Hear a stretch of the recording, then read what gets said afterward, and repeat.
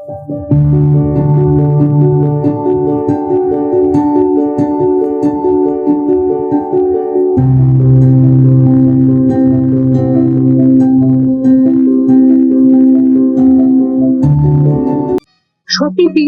কালীঘাট। কালীঘাট মন্দির কলকাতার একটি প্রসিদ্ধ কালী মন্দির এবং একান্ন শক্তিপীঠের অন্যতম হিন্দু তীর্থক্ষেত্র।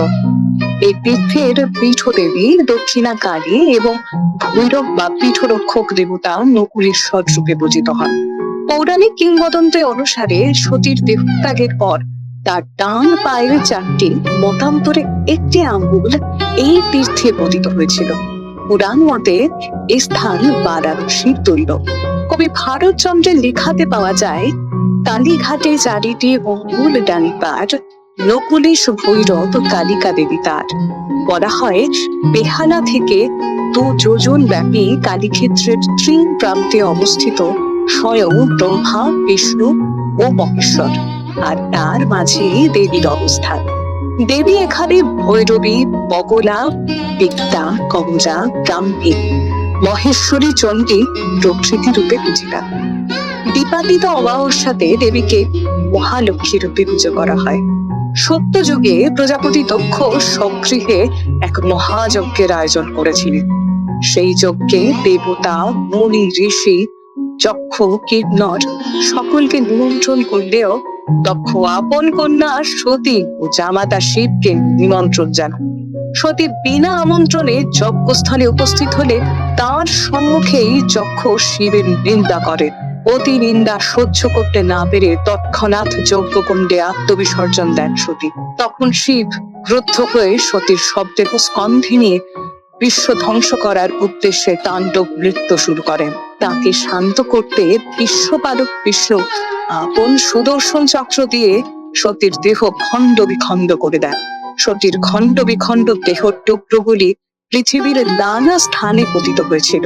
পৃথিবীতে পড়া মাত্রই এগুলি প্রস্তর খণ্ডে পরিণত হয়। পীঠমালা তন্ত্র অনুযায়ী সতীর ডান পায়ের 4টি আঙ্গুল পড়েছিল এই কালীঘাটে। কালীঘাট একটি বহু প্রাচীন কালীক্ষেত্র। গবেষকদের মতে কালীক্ষেত্র বা কালীঘাট কথাটি থেকে কলকাতা নামটির উদ্ভব।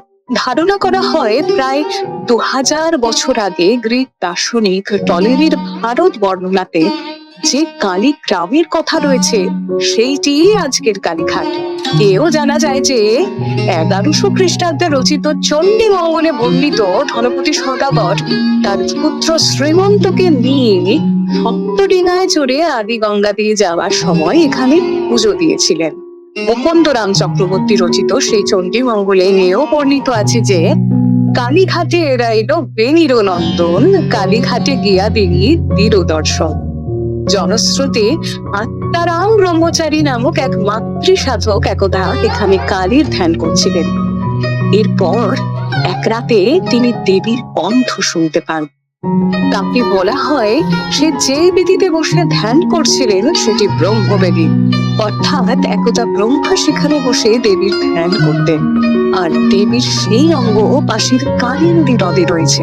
তাকে এও নির্দেশ দেওয়া হয়েছিল যে নীলগিরি পর্বতে ব্রহ্মানন্দ গিরি নামক একজন সাধক আছেন, তার কাছে যে পুষ্টি পাথরের শিলাস্তম্ভ রয়েছে তা যেন সেই ব্রহ্মবেদীতে স্থাপন করা হয়। এরপর আত্মারাম নীলগিরি গিয়ে ব্রহ্মানন্দের সাথে দেখা করেন। ধারণা করা হয় কোন দৈব বলে সেই 12 হাত লম্বা আর 2 হাত চওড়া সেই শিলাকে কালীঘাটে আনা হয়েছিল। বলা হয় তখন স্বয়ং দেবশিল্পী বিশ্বকর্মা সেখানে আবির্ভূত হয়ে সেই শিলাকে মাতৃরূপ দেন আর তা ব্রহ্মবেদীতে স্থাপন করেন। এভাবে দেবী স্থাপনা হলেও তখনও দেবীর সেই খণ্ডিত চরণ নিখোঁজ। এমত অবস্থায় এক রাতে কালিন্দী হ্রদের পাশে সাধনাকালে আত্মারাম ব্রহ্মানন্দ হ্রদের ভেতরের একটি স্থান থেকে পরদিন ভোরে তারা সেখানে মায়ের চরণাংশ পান। এটি ছিল স্নান যাত্রার দিন, অর্থাৎ জ্যৈষ্ঠ পূর্ণিমার দিন। এদিন আজও প্রথা মেনে বিশেষ পুজো হয়। 1809 সালে বরিশার সাবর্ণ জমিদার শিবদাস চৌধুরী এবং তার পুত্র রামলাল ও ভ্রাতুষ্পুত্র লক্ষ্মীকান্তের উদ্যোগে আদি গঙ্গার তীরে বর্তমান মন্দির।